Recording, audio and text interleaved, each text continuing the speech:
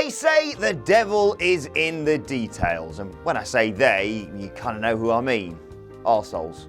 Yes, the industry's larger-than-life characters have a worrying habit of wearing every aspect of their persona on their bulging sleeves. You know, they kind of have the subtlety of a sledgehammer. But more often than not, there is a jet stream of brilliance bubbling just beneath the surface. Like how you think I'm just this specky, lanky idiot who shouts catchphrases, but in reality, actually no, I got nothing. Anyway, with that in mind, I'm Adam Wilborn from What Culture, and this is 8 wrestlers who put insane details into things you didn't even notice. Number 8, Chris Jericho rejects merch. You can't notice something which doesn't exist, which makes this little detail stupendously smart. Y2J has been a veritable production line of instantly repeatable catchphrases down the years, from his breakthrough Jerichoholics quip in WCW all the way through to his quotable French fancies as Le Champion in 2019. And yet, unlike several of his main event contemporaries, the Canadian has rarely troubled the merch charts.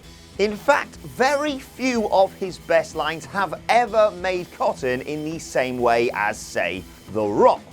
But it turns out that is by design. Speaking with Fansided in 2016, the Ayatollah of Rock and Roller actually revealed he requests that some of his phrases not be put on shirts when he's playing heel, saying, "I don't want someone in the crowd wearing a shirt with that phrase and thinking it's funny when it's supposed to be an insult." So if you ever made your own fan ones of that, you're a stupid idiot. I don't know what to tell you. Number 7, Shawn Michaels reaches for the ropes. When Batista crushed Shawn Michaels' ambitions of heading to WrestleMania 26 for a rematch with The Undertaker, the Heartbreak Kid's heartbreak was palpable as he scrambled for the ropes before crashing dreams first to the floor. Michaels' no reaction to going over the top rope and being eliminated from the 2010 Royal Rumble was completely sensible. It is what anyone in his position would do. Except it isn't. The showstopper grasping out for a handhold on the ropes and thereby his hopes, whilst logical, ingeniously rejected years of Royal Rumble canon to which the WWE audience has kind of got used to. It was the most minute deviation to the typical whoop, over the top rope you go visual that really set apart Shawn Michaels' elimination and allowed us to empathise with his anguish. It's almost like he's a master at this sort of thing, isn't it? Number 6, Eric Rowan's rotating wardrobe. Without meaning to be too harsh on Eric Rowan, it's not like, well, anyone will have noticed anything that particularly interesting about the former Wyatt family member, considering he's just Eric Rowan. Which is actually a bit of a shame, because whilst playing lackey to Planet's champion Daniel Bryan, cultist Leftbeard himself went to pretty extreme lengths to keep his act both fresh and relevant. Rowan is known for sporting metal merch, and I realise as I do that, that's the least metal image you'll ever see. But he's known for wearing metal merch under that pleather waistcoat of his. But did you know he changed said shirt for every single one of his appearances? Also working against the vintner's favour is the fact that, well, every single rock band tee is virtually indistinguishable. But that almost adds to this act of sartorial subtlety.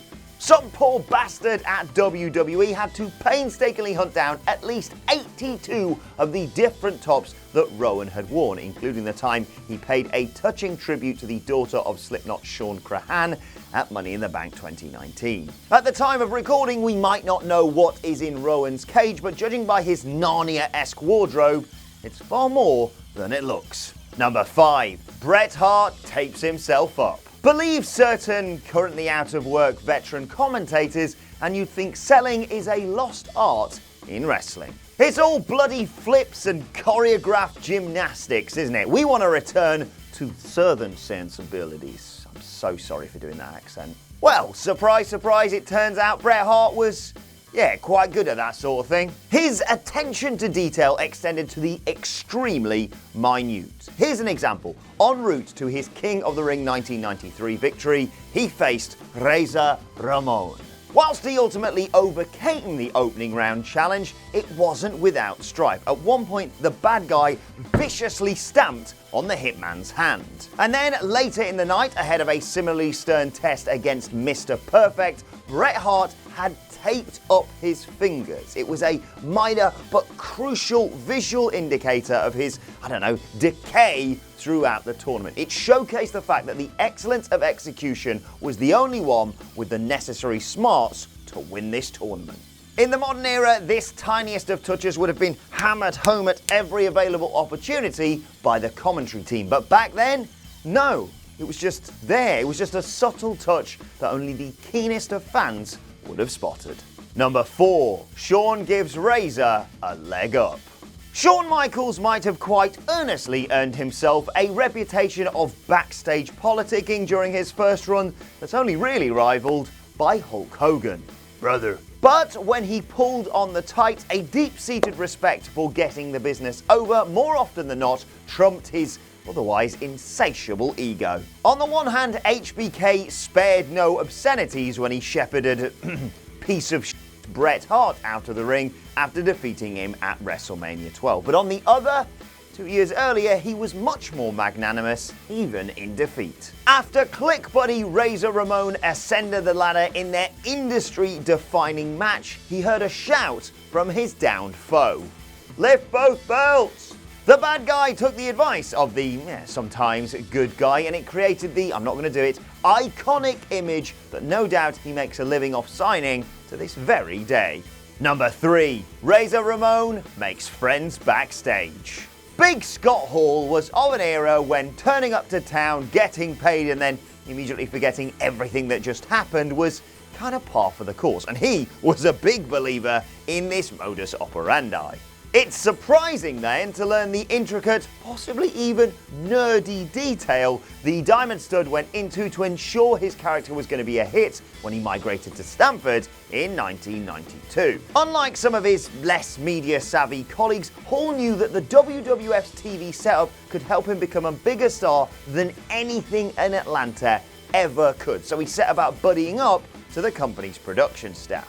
Every aspect and angle of the Cuban toothpick chewer's character was considered, so when it appeared on the screen, everything appeared natural. Razor Ramon might not have hit the same heights as his Kliq colleagues on the card, but he was ahead of the curve in recognizing the direction that the industry was heading. What I'm saying is, it's always good to have a good relationship with some of your editors, kind of like I have with the guy who's editing this video. We good, buddy? Yeah, I forgot I got you in Secret Santa. Moving on. Number 2, the Smoking Skull Snakeskin. Stone Cold Steve Austin and that Smoking Skull belt. They go together like hitting subscribe and ringing the bell. There was no storyline reason why Stone Cold Steve Austin suddenly whipped out a personalized belt during his first title reign in 1998. Even more so, the fact that the company had no bloody idea it had been commissioned.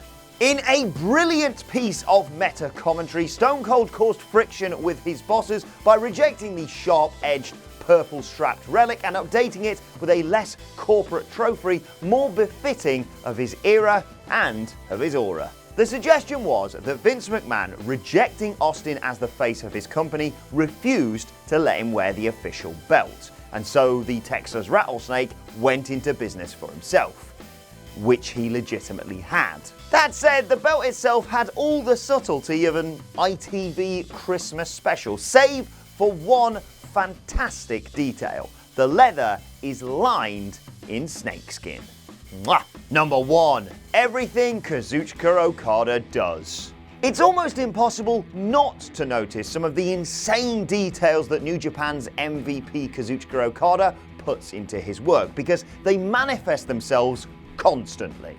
If, like me, you've ever been grasping at superlatives as to why the Rainmaker's matches are a cut above his contemporaries, it's down to these imperceptible details. Not a single scintilla of his act is left to chance.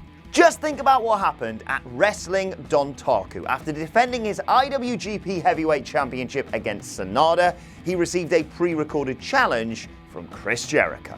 Fully cognizant of the Painmaker's devious demeanor, Okada's usually confident trademark pose was interspersed with paranoid glances over his shoulder. And then there's less immediately obvious touches, like the time he hit Noahiro Naomichi Marufuji with Mitsuharu Miura's signature Emerald Frozen at King of Pro Wrestling 2016. It was a subtle act of disrespect drawing on the history of Japanese wrestling. And it made Michael Sidgwick explode. And those are just two of many, many examples. Watch any of Okada's matches with a heightened level of scrutiny, and you'll notice this multitude of nuances which all add up to define him as the finest of his generation. God, he's good! And that's our list. Did we miss any out? Let us know in the comment section below, and don't forget to like, share, and subscribe. And subscribe to What Culture Wrestling on either iTunes, Spotify, or wherever you get your podcasts from for daily wrestling podcasts. Plus, you can check out some more recent videos here. Thanks for watching. I've been Adam from What Culture, and I'll see you soon.